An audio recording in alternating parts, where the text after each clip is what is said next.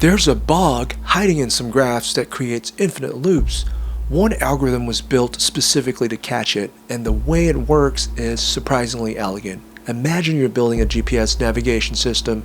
Your algorithm needs to find the shortest path from point A to point B. Simple enough, right? You've got cities as nodes, roads as edges, and distances as weights.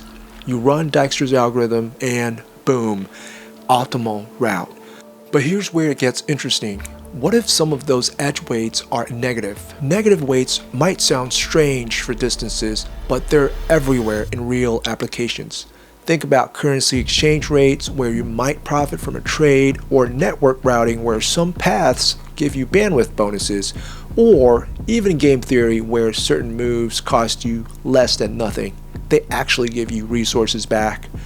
Most people assume negative weights are just an edge case to handle, but they hide something far more dangerous, something that breaks the fundamental assumption of shortest path algorithms, a trap that once entered, you can never escape. Let me show you exactly how this trap forms. A negative edge weight means traversing that edge reduces your total path cost. On its own, that's perfectly fine. Algorithms like Bellman-Ford can handle negative edges without breaking a sweat. But watch what happens when negative edges form a cycle. See that? The sum of the weights around the cycle is -2. Every time you traverse this cycle, your total path cost decreases by 2. But here's where it gets terrifying. If a shortest path algorithm tries to find the minimum cost path through this graph, it will keep looping through the cycle forever. First loop, -2. Second loop, -4. Third loop, -6. The cost plummets toward -infinity. There is no shortest path. The concept itself becomes meaningless.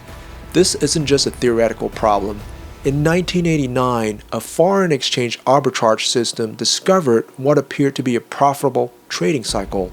Convert dollars to yen, yen to euros, euros to pounds, pounds back to dollars, with each conversion taking tiny profits. The negative cycle promised infinite money.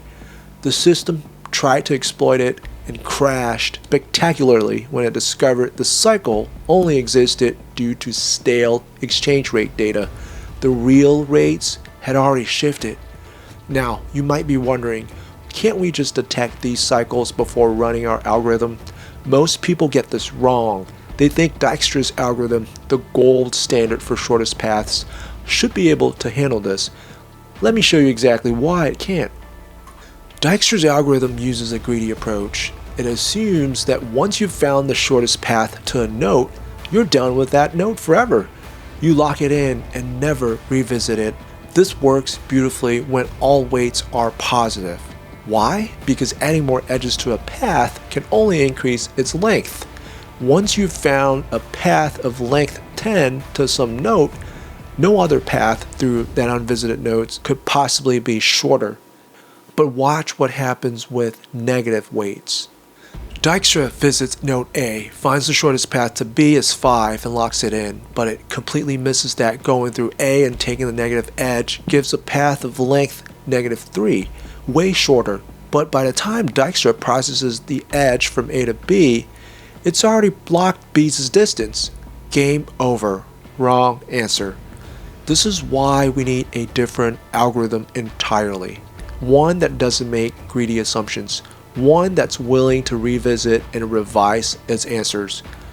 In 1958, Richard Bellman published a dynamic programming algorithm. A year later, Lester Ford independently discovered the same approach. Together, they gave us the Bellman-Ford algorithm, and it takes a completely different philosophy.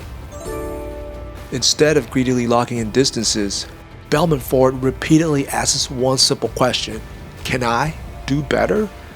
For every single edge in the graph, it checks whether going through that edge provides a shorter path. This is called relaxation. If the answer is yes, it updates the distance. If no, it moves on. But here's what makes it special. It does this v minus 1 times, where v is the number of vertices.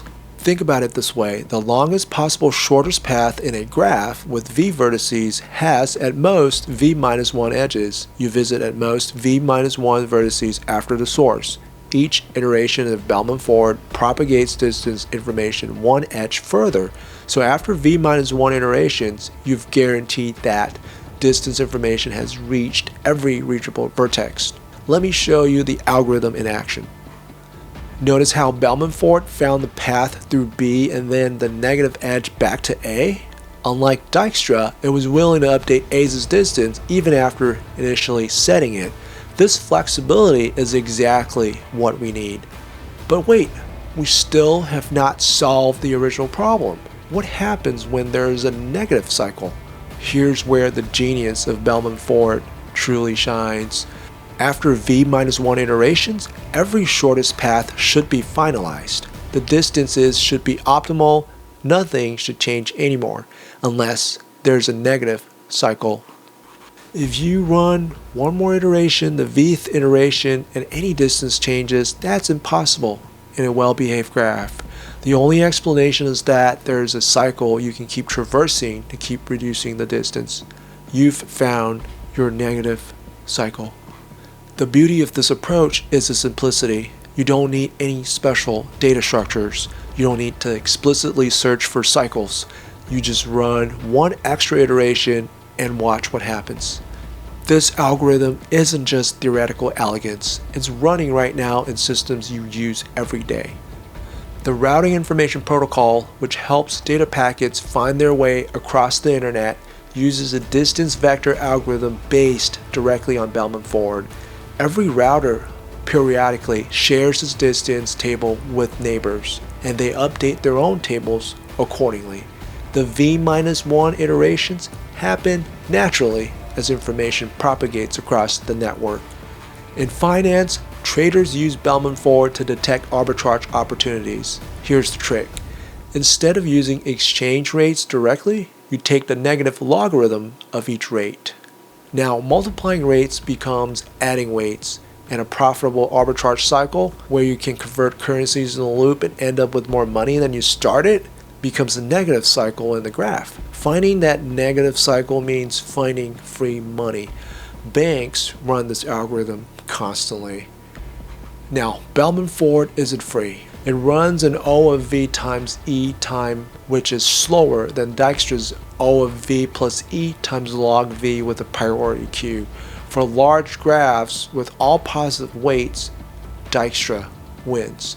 But when you need that guarantee, when you need to know that your algorithm won't be fooled by a negative cycle, Bellman-Ford is your answer.